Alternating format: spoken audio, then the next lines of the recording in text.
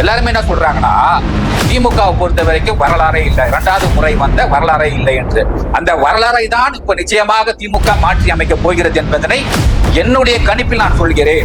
மீண்டும் ஸ்டாலின் அவர்கள் முதலமைச்சர் ஆவார், அதில் எந்த மாற்றமும் இல்லை. நீங்கள் பார்த்துக் கொண்டிருப்பது உங்கள் அரசு டிவி. மக்கள் அனைவருக்கும் வணக்கம். நடந்து முடிந்த சட்டமன்ற தேர்தலில் வெற்றி யாருக்கு? பரவலாக இப்ப பாத்தீங்கன்னா நிறைய பேர் அந்த சப்ஜெக்ட பத்தி பேசிதான் இருக்கிறாங்க.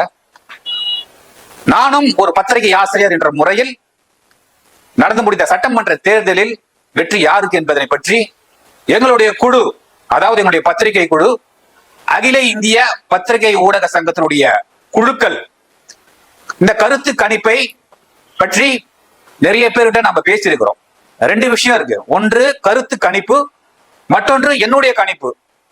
எங்களுடைய சங்கம் சார்பாக அனைத்து மாவட்டங்களிலும் ஒரு கருத்து கணிப்பு நாங்கள் எடுத்திருக்கிறோம். அதே போல என்னுடைய கணிப்பும் ஒன்று இருக்கிறது.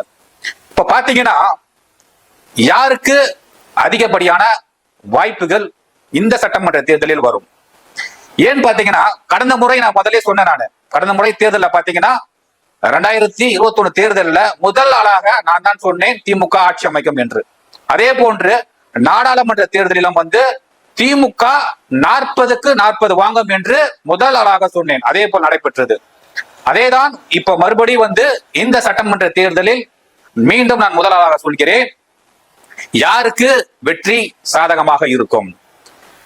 விஜயோட வரவு இது எப்படி இருக்குன்னு பாத்தீங்கன்னா, விஜய் முதல் தேர்தலை சந்திச்சிருக்கிறாரு. இது வரவேற்கத்தக்கது.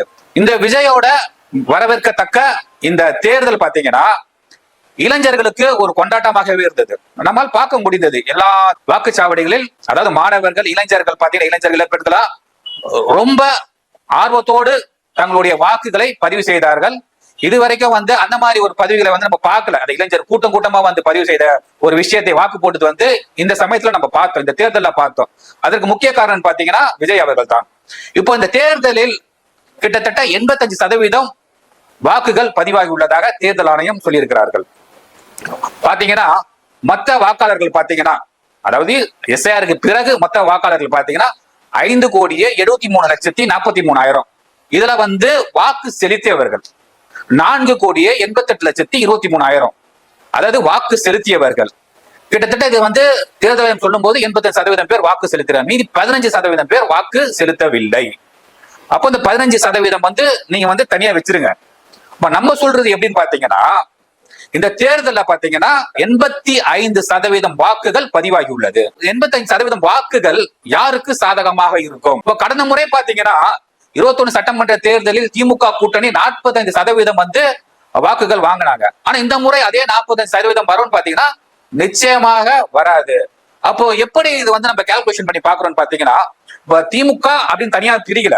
திமுக கூட்டணி, அதிமுக கூட்டணி. இப்ப விஜய் தனியா நிக்கிறாரு, கூட்டணி அல்ல. அதே போல நாம் தமிழர் கட்சி சீமான் தனியா நிற்காரு. இப்ப இவங்களுடைய கால்குலேஷன் நம்ம அப்படி பார்க்கும் பொழுது என்னுடைய கணிப்பு பிரகாரம் பாத்தீங்கன்னா திமுக கூட்டணிக்கு 30% வாக்குகள் நிச்சயமாக வரும். திமுகக்கு என்று, அதாவது விஜய் பாத்தீங்கன்னா புதிய வரவுது. விஜய் என்ன சொல்றாருன்னு பாத்தீங்கன்னா, ஸ்டார்டிங்ல இருந்து எனக்கு எதிரி திமுக தான், எனக்கு எதிரி கட்சி திமுக, அந்த தீய சக்தியை அழிக்க வேண்டும், ஒழிக்க வேண்டும் என்பதுதான் விஜயோடைய பிரச்சாரம். இது பாத்தீங்கன்னா திமுகவுக்கு எதிராக தான் அமையும். நான் ஸ்டார்டிங்ல இருந்து ஒரு விஷயத்த சொல்லிட்டு வரேன். எப்படின்னு பாத்தீங்கன்னா, எல்லோருமே விஜய்க்கு ஸ்டார்டிங் ஒரு அரசியலுக்கு வரும்போது 1%, 2% வருவான்னு சொன்னாரு. நீ என்னுடைய பதிவுகளை நீங்கள் பாருங்கள், நான் பொய் பேசவில்லை. ஸ்டார்டிங்ல இருந்து சொல்றேன், 20% விஜய் அவர்கள் நிச்சயமாக வாங்குவார் என்று சொன்னேன். எப்படி தேர்தலில் விஜய் அவர்கள் 20% வாக்குகளை பிரிப்பார் என்று சொன்னேன். நிச்சயமாக அது கண்டிப்பாக நடக்கும். இந்த தேர்தலிலும் பாத்தீங்கன்னா விஜய் அவர்கள் 20% வாக்குகளை நிச்சயமாக வாங்குவார். அதுல எந்த மாற்றமும் இல்ல. அந்த நான் சொன்ன கருத்து நிச்சயமாக நான் பின்வாங்க மாட்டேன்.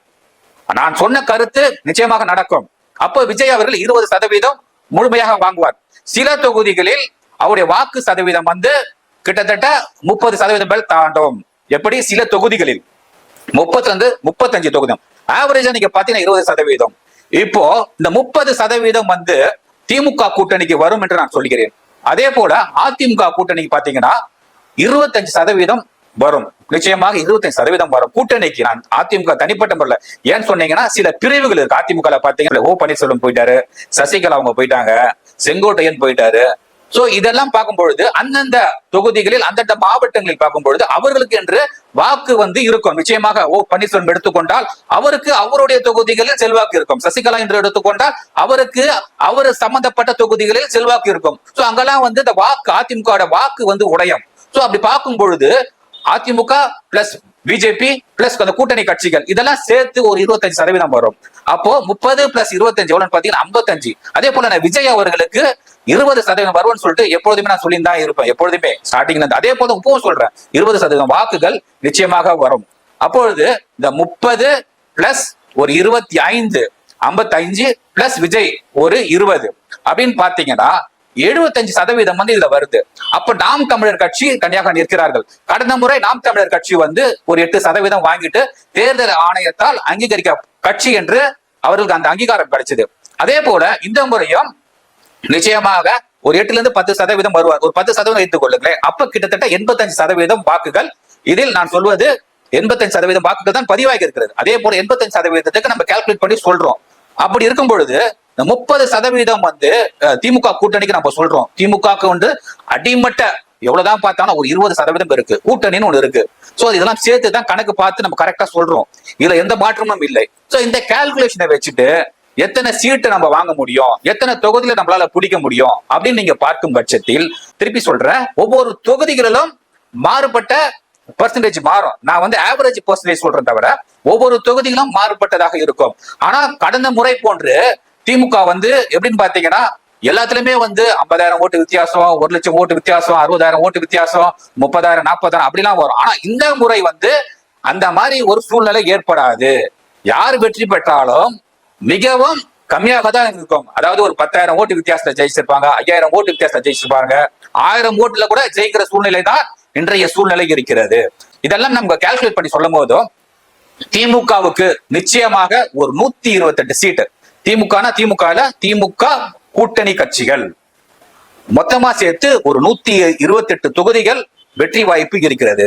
அதே போல் அதிமுக கூட்டணிக்கு 101 சீட்டு வந்து நிச்சயமாக வரும். 101 அது 101 தாண்டாது. அப்படியே இதுவானா கூட கொஞ்சம் வித்தியாசப்படமே, கீழே இறங்காமே தவிர. சோ என்னுடைய கால்குலேஷன் பிரகாரம், என்னுடைய கணிப்பு பிரகாரம் 101 சீட் வச்சீங்க. அப்போ 128 பிளஸ் 101 இப்ப பேலன்ஸ் எவ்வளவு இருக்குன்னு பாத்தீங்கன்னா 5 தான் இருக்கு. ஏன்னா 234 சீட்டு. இந்த 5 சீட்டு வந்து நாம என்ன பண்றோம், விஜய்க்காக வந்து இந்த 5 சீட்டு ஒதுக்குறோம். அந்த கருத்து கணிப்பு விஜய்க்கு ஒரு 5 சீட்டு வரணும்னு சொல்லிட்டு ஒரு கணிப்பு தான் இது, கணிப்பு. அந்த 5ன்றது ஒரு 3 கூட ஆகலாம், அந்த 5ன்றது 3 கூட ஆகலாம். ஆனா 5ன்றது மேல போகாது. ஏன்னா அவரை பொறுத்த வரைக்கும் தனியாக நிற்கிறார். அவரை பொறுத்த வரைக்கும் அந்த பெர்சன்டேஜ் தான், அதாவது திமுகவுடைய வாக்கு வங்கிகளை உடைக்கிறார். அதே போல சிறுபான்மை மக்கள் வாக்கு பாத்தீங்கன்னா 20% வாக்குகள் இருக்கு. அது எப்போதுமே திமுக தான் போகும். ஏன்னா பிஜேபி இருக்கிற கூட்டணிக்கு இந்த சிறுபான்மை மக்களுடைய வாக்குகள் போகாது. ஆனா இந்த முறை விஜயோடைய வரவு பாத்தீங்கன்னா இந்த சிறுபான்மையுடைய வாக்குகளையும் அவர் உடைக்கிறார். நான் ஏற்கனவே சொல்லியிருந்தேன், சிறுபான்மையர் வாக்கு வந்து விஜயால் உடைக்கப்படுகிறது என்று. அதே போல சிறுபான்மையர் வாக்குகள் வந்து விஜயால் வந்து இந்த சமயம் உடைக்கப்படுகிறது. அதனால்தான் வந்து பாத்தீங்கன்னா திமுக கூட்டணிக்கு அந்த பெர்சன்டேஜ் வந்து ரொம்ப கம்மியாவே தான் இருக்கு, 30% தான் இருக்கு.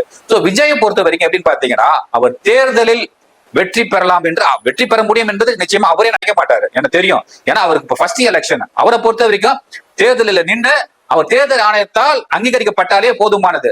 அதே போல தமிழ்நாட்டுல அவரை பொறுத்த வரைக்கும் ஒரு 60 லட்சம் வாக்கு வந்த ஒரு பெரிய விஷயம். அந்த 60 லட்சம் வாக்கு நிச்சயமா வந்து அவர் எடுத்துருவார். அது எந்த மாற்று கருத்தும் இல்ல. 60 லட்சம் வாக்கு கண்டிப்பா வரும். தமிழ்நாடு முழுக்க அவருக்கு 60 லட்சம் வாக்கு நிச்சயமாக இருக்கிறது. ஆனா அதே போல பாத்தீங்கன்னா இந்த சமயம் பாத்தீங்கன்னா இந்த புதிய வாக்காளர்கள், அதாவது 18 வயசுக்கு மேல இருக்கக்கூடிய பசங்க நம்ம பார்த்திருப்போம். இந்த புதிய வாக்காளர் ரொம்ப ஆர்வத்துடன் வாக்களித்தார்கள். கிட்டத்தட்ட 14 லட்சம் பேர் இருக்கிறாங்க. அது ஆர்வத்துடன் வாக்களித்தார்கள். அந்த கிட்டத்தட்ட 99%, 100% வச்சுக் கொள்ளுங்க, அத்தனை பேருமே வந்து விஜய்க்கு தான் வாக்களித்தார்கள். அப்போ விஜயோடைய கணிப்பு பாத்தீங்கன்னா சரியாக தான் இருக்கு. அவரை பொறுத்த வரைக்கும் வந்து திமுக வரக்கூடாது. அவருடைய எதிரி யாரு, ஸ்ட்ரெயிட்டாவே அவர் சொல்லிடுறாரு, எனக்கு எதிரி திமுக தான். அந்த திமுக என்ற தீய சக்தியை நான் ஒழிக்க வேண்டும் அப்படின்னு சொல்லிட்டு தான் நான் கட்சி ஆரம்பிச்சு நான் வருகிறேன் என்று சொல்கிறார். அவருடைய எண்ணம், அவருடைய லட்சியம் எல்லாமே பாத்தீங்கன்னா திமுகவை ஒழிக்க வேண்டும், திமுகவை அடிக்க வேண்டும் என்றுதான் அவர் கட்சியை ஆரம்பிக்கிறார். சோ இதெல்லாம் பாத்தீங்கன்னா இது யாருக்கு பாதகமாக போகும், யாருக்கு சாதகமாக இருக்கும் பாத்தீங்கன்னா பாதகம் என்று பார்த்தா திமுக தான். ஏன் பாத்தீங்கன்னா அவர் திமுக தான் டார்கெட் பண்றாரு. அதுல இருந்து சில விஷயங்கள், இப்ப நான் விஜய் கட்சிக்கு நான் ஓட்டு போறேன் அப்படின்னு நினைச்சா கூட என்ன பண்ணுவோம்னா அதிமுக போட்டுருவாங்க. இது போல சில விஷயங்கள் இருக்கு. இதெல்லாம் ஒரு பக்கம் இருக்க, நம்மளுடைய பொறுத்த வரைக்கும் நம்முடைய வெளிச்சம் பத்திரிகை சார்பாகவும், அரசு டிவி சார்பாகவும், அகில இந்திய பத்திரிகை ஊடக சங்கத்தின் சார்பாகவும் யாருக்கு வெற்றி அப்படின்னு பாத்தீங்கன்னா திமுகவுக்கு தான் வெற்றி. மீண்டும் திமுக தான் ஆட்சிக்கு வரும். அந்த மீண்டும் திமுக ஆட்சிக்கு வரும் என்று சொல்வதே யாருமே ஏற்றுக்கொள்ள மாட்டார்கள். நான் நிறைய யூடியூப்ல பாக்குறேன், நிறைய விவாதங்களை பார்க்கிறேன். எல்லாருமே என்ன சொல்றாங்கன்னா திமுகவை பொறுத்த வரைக்கும் வரலாறே இல்லை, 2வது முறை வந்த வரலாறே இல்லை என்று. அந்த வரலாறை தான் இப்ப நிச்சயமாக திமுக மாற்றி அமைக்க போகிறது என்பதனை என்னுடைய கணிப்பில் நான் சொல்கிறேன். மீண்டும் ஸ்டாலின் அவர்கள் முதலமைச்சர் ஆவார், அதில் எந்த மாற்றமும் இல்லை. இந்த தேர்தல் என்பது எல்லோருக்குமே ஒரு மிகப்பெரிய பாடம் புகட்டக்கூடிய ஒரு தேர்தலாக அமைந்துள்ளது என்பதனை அந்த முடிவுகள் வெளியே வரும் பொழுது அனைவரும் புரிந்து கொள்வீர்கள். மீண்டும் ஒரு முறை திமுக வெற்றி பெறும். 128 தொகுதிகளில் அதனுடைய கூட்டணி கட்சிகள் வெற்றி பெறும். இதில் எந்த மாற்றம் இல்லை. மீண்டும் முதலமைச்சராக ஸ்டாலின் வருவார் என்று கூறி விடைபெறுகிறேன். நன்றி, வணக்கம்.